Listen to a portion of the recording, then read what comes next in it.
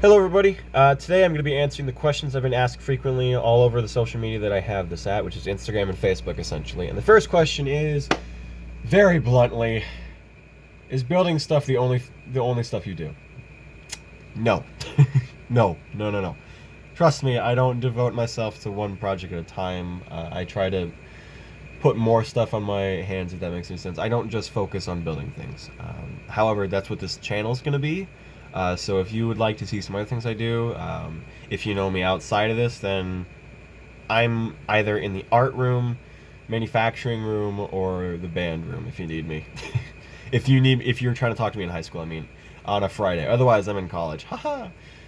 um, uh, I'm part of First Robotics. If you're unfamiliar with that, they're a program that was founded 30 years ago now, and it's not like BattleBots. I have to clarify that with a lot of people.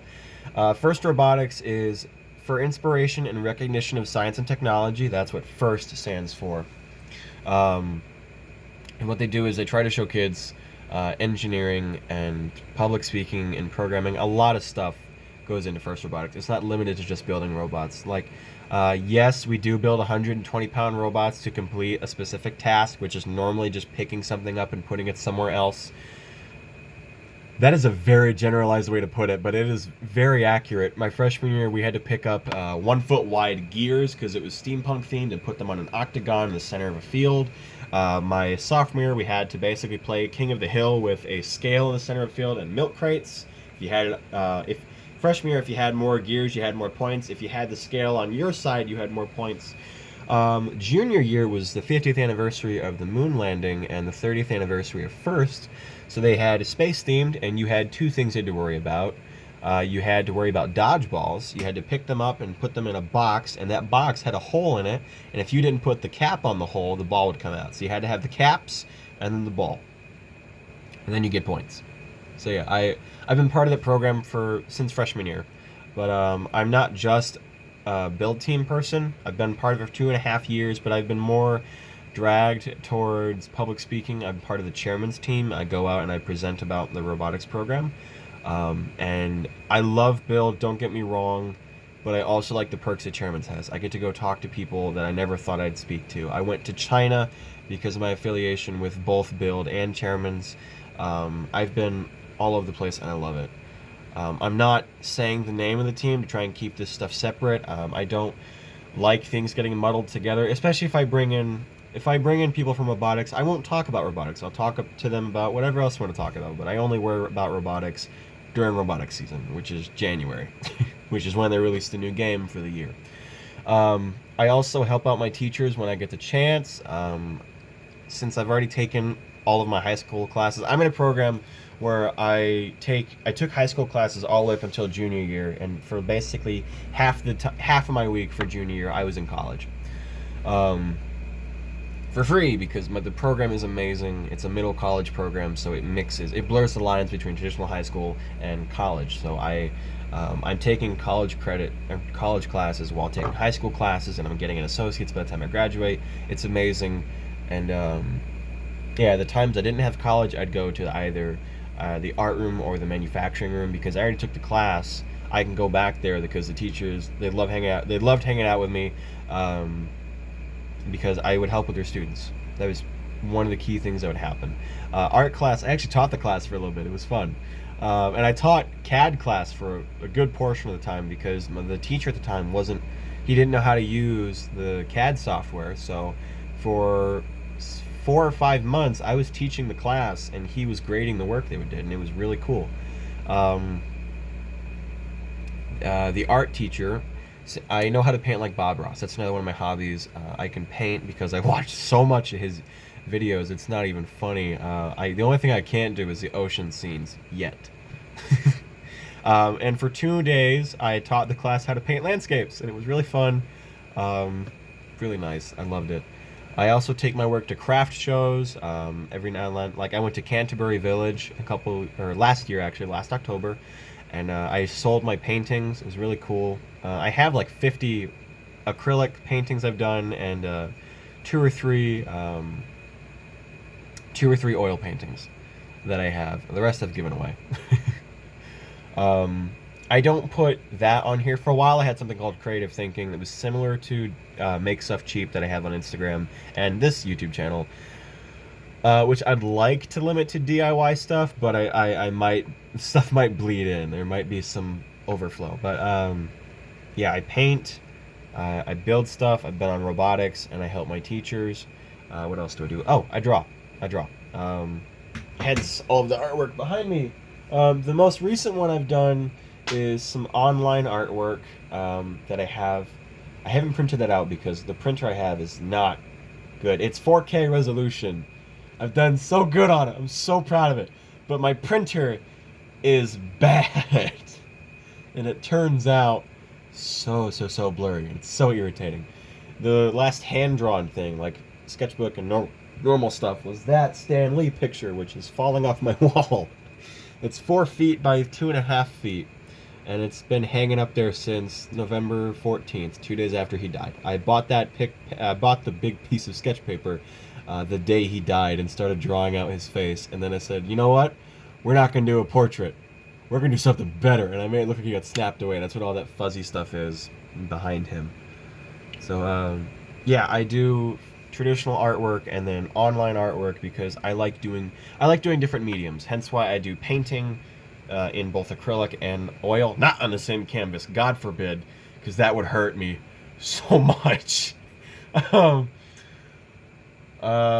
then I do online and regular sketchbook because then I can see which one has its strength, which one has its weaknesses. Like, I can't blend like I do on regular, and I have so many different axes to so many different colors on electric that I don't on regular. But yeah. Another thing I'm doing is I'm learning piano. I'm reteaching myself guitar. And in short, I'm doing okay. I'm doing a lot better than I was 2 years ago is the nicest way to put it. So yeah, that's a lot of things I do outside of it. Notice, I didn't say make friends. Ha! No, I'm kidding. We're not going to do any self-deprecating jokes here. Another question. Let's go on Instagram for this one. So one of the people asked on my Uthbert build, which you guys could check out my Instagram. It's Make Stuff Cheap, no spaces, no capitals. A person asked me, do I take recommendations? Yes and no. I will try to make something as realistic as I can and as possible as I can with the materials at hand. Like if somebody asked me to make ice from Game of Thrones, the sword of Eddard, from Ned Stark. That's who it was, Ned Stark. If I try to make ice, that sword is a beast. Like, it's big, and the size, the only wood that I have that's big enough for that is cedar, and cedar is a softwood. If the handle is like this thin, the blade is this thick, or this wide and like this thick, and the handle is just so thin. If I tried using it, it would snap. So if I do something like ice, it ain't staying together, Chief. I have been asked to do the Elucidator from Sword Art Online. I thought about it too. The hilt, there's a point where the blade is decently thicker, the tang is thinner, but it's such a thin sword that I can't do it out of wood, at least not the wood that I have, and I wasn't going to try it. I got asked to do the scissor sword, the red one specifically, scissor blade, sorry. I tried that on my old YouTube channel. It didn't turn out well. I tried the 3D maneuver sword from Attack on Titan. Didn't work out well. A lot of the times, the anime blades that I'm recommended, they don't function as well as I'd like them to turn out, which does hurt a little bit because I put a lot of time and effort into it, and it just doesn't work out. It's not just limited to swords. Someone asked me, what if I made the Leviathan axe from God of War? And I thought about it for a long time. I attempted it. I almost got to it, and then it broke. Some things I have been asked to make was the Scythe of Thanatos from Smite. And good God, I thought about it, and I really wanted to, but the engraving work would be such a pain because it's so detailed, and it's just a badass thing, and I thought about it for a long time, and I just told myself, no, you can't. You're not ready to do something this complicated yet. Just stop yourself. So yeah, if I can do it and it won't break, I will try and build it as best to my ability. Next question. Let's go down a little bit. Same person. Do I sell stuff? Yes and no. If I have been asked by numerous people how much for the Infinity Gauntlet, which you guys have, if you've been on my Instagram page, you've seen it. The Infinity Gauntlet will never be for sale. Never. Because it is cardboard. And if you break cardboard, and if you blame me about how bad the cardboard is, and it just doesn't work out for you, then I'm sorry. You threw however much at me, thinking that it would be sturdy when it said it's made out of cardboard. I'm never selling it. Because it's, one, that could happen. Two, I don't want it to get crushed in shipping. And three, it has so much sentimental value. I will take sorry. For some reason my cheeks are going numb because I'm talking too much. Some cases I have been asked to make things and they will pay me for it. I was recently asked to make a staff out of a deer skull and some wood. The difference was they didn't know how to put it together, which is why they needed my help. I have yet to respond to them at the moment. I've been talking to them about it. I haven't thought of a price yet because it's just, I'm not buying anything. It's just time for my services, whatever. So yeah, it's an iffy spot. You have to talk to me about it personally, because if you ask for something that I have built and I have so much time put into it and so much effort that I can't put a price on it, like my freshman year of high school, actually, or no, sophomore year. If you guys check out my Instagram page, I took part of a palette painting party. They bring in palette boards that they cut down into numerous sizes and whatever, and I ordered one that was like a round shield. And in fact, it was a Batman one. It was the first one I ever did, and I loved it, and I put it in an art show, and what happened was my counselor, who was a huge Dungeons & Dragons fan, that counselor at the time, he looked at me and said, "How much for it?" Because it's pretty much a Dark Knight shield, and I didn't think about it, because the Batman on a shield, it's like the Dark Knight, like, perfect. And he said, "I'll give you $50 right now." I'm like, "I'm sorry, I can't sell it. No, I'm sorry, I can't." So many people asked me how much for it that I wouldn't sell it, and I still won't sell it because now I use it like a table.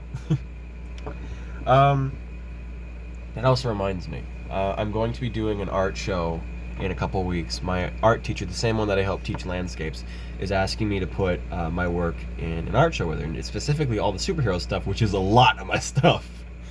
I'm happy about it, I'm excited for it, and I hope it goes well. Anyways, in short, you'd have to talk to me about it personally, or like hit me up, and I will talk to you about it, and we'll see what we can get through. And if I believe it's possible, and I put a price on it, and you're comfortable with it, we can work it out. Yeah, that's all the time I got for this time. Hope you have a nice time. If you enjoyed the video, leave a like, and if you don't have yet clicked on notification bell, please do it if you want to receive notifications from my videos. Otherwise, have a good one. Good night.